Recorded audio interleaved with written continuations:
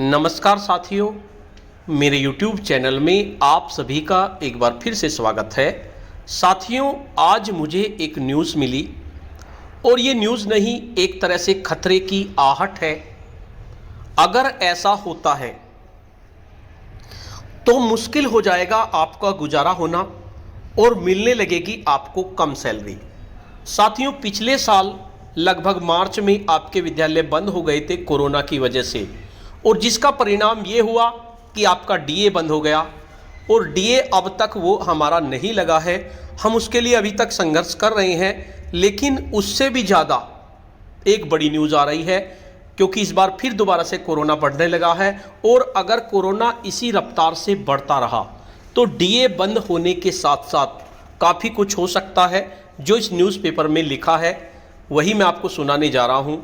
साथियों, वीडियो को शुरू करने से पहले मैं आपको बता देना चाहता हूं, अगर आप चाहते हैं इस तरह की इन्फॉर्मेटिव वीडियो आपको एक प्लेटफार्म पर मिले, तो उसके लिए मैंने इन्फॉर्मेटिव वीडियो व्हाट्सएप ग्रुप और इन्फॉर्मेटिव वीडियो टेलीग्राम ग्रुप बनाए हुए हैं। आप चाहें तो मेरे ग्रुप से जुड़ सकते हैं। ग्रुप का लिंक आपको वीडियो के डिस्क्रिप्शन बॉक्स में मिल जाएगा, जिस पे क्लिक करके आप मेरे ग्रुप से जुड़ सकते हैं। तो देखिए, ये न्यूज़ मुझे मिली है, संकट में देश, लग सकता है वित्तीय आपातकाल।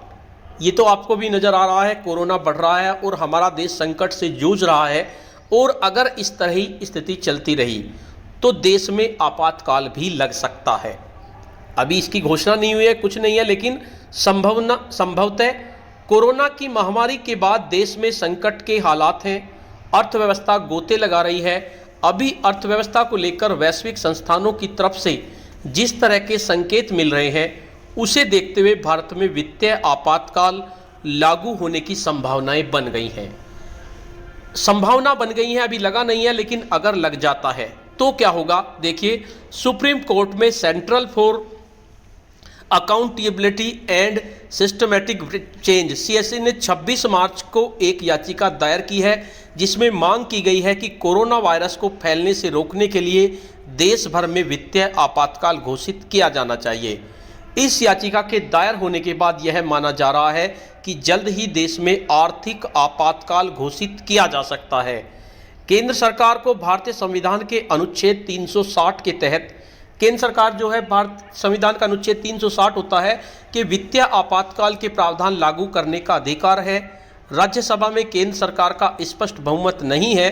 अनुच्छेद 360 के अंतर्गत दोनों सदनों में वित्तीय आपातकाल के प्रस्ताव की मंजूरी आवश्यक है। ऐसी स्थिति में यह माना जा रहा है कि सरकार की पहल पर उपरोक्त संस्था ने सुप्रीम कोर्ट में याचिका दाखिल कर वित्तीय आपातकाल लागू कराने का प्रयास शुरू कर दिया है। अगर वित्तीय आपातकाल लागू होता है तो क्या होगा। वेतन और भत्तों में कमी के अधिकार सरकार को मिल जाएंगे। अनुच्छेद 360 के अंतर्गत यदि आपातकाल लागू किया जाता है तो इसमें केंद्र सरकार और राज्य सरकार के कर्मचारियों के वेतन और भत्तों में कमी करने के अधिकार मिल जाते हैं। इसमें उच्चतम न्यायालय और उच्च न्यायालय के न्यायाधीश भी शामिल होते हैं। केंद्र को वित्तीय मामलों में इससे भारी राहत मिलती है।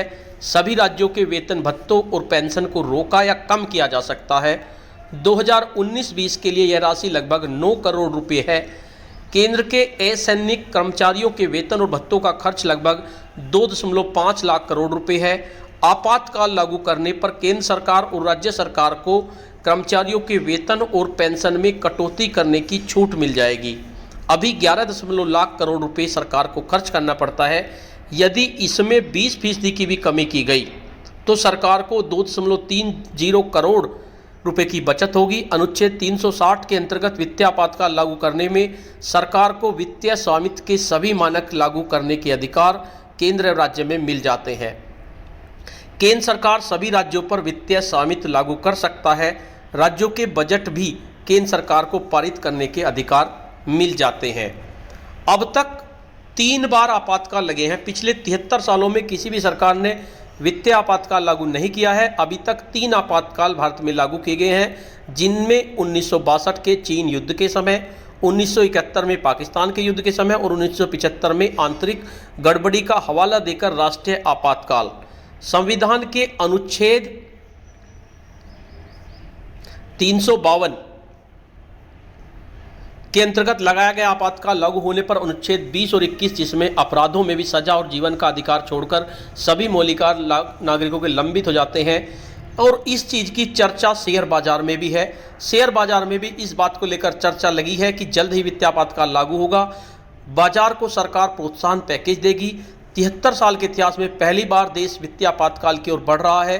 कोरोना वायरस के संक्रमण को देखकर जो लॉकडाउन घोषित किया गया है उसकी कुछ दिन ही हुए हैं, उसके बाद यह हालात है कि महाराष्ट्र, राजस्थान, तेलंगाना और आंध्र प्रदेश की सरकारों ने वेतन भत्तों में भारी कटौती कर दी है। जिस तरह से केंद्र और राज्य सरकारें आर्थिक संकट से जूझ रही हैं, उससे ऐसा लगता है बहुत जल्द आर्थिक आपातकाल लागू हो सकता है।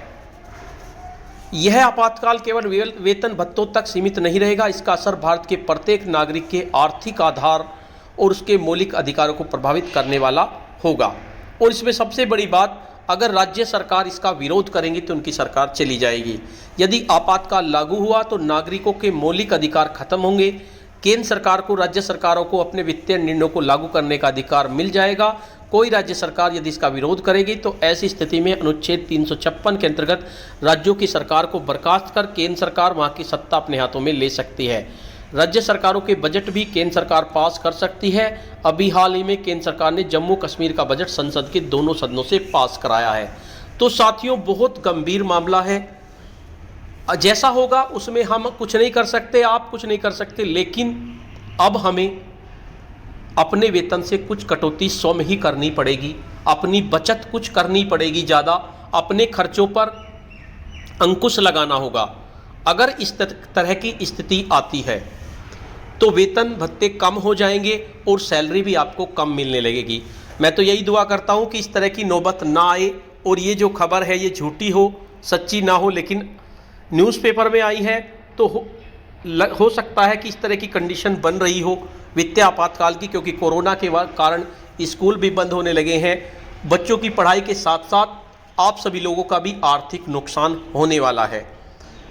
तो इसलिए अभी से ही तैयार हो जाइए इस स्थिति के लिए, अभी से ही अपनी बचत करनी शुरू कर दीजिए, क्योंकि अगर ऐसी स्थिति आती है तो फिर आपको आर्थिक संकट और सबसे ज़्यादा जो समस्या आएगी उन शिक्षक साथियों के साथ आएगी जिन्होंने बैंक से लोन लिया हुआ है, क्योंकि बैंक से लोन लेने पर उसकी EMI भी देनी होती है और उसके साथ साथ अपने घर का खर्च भी चलाना होता है।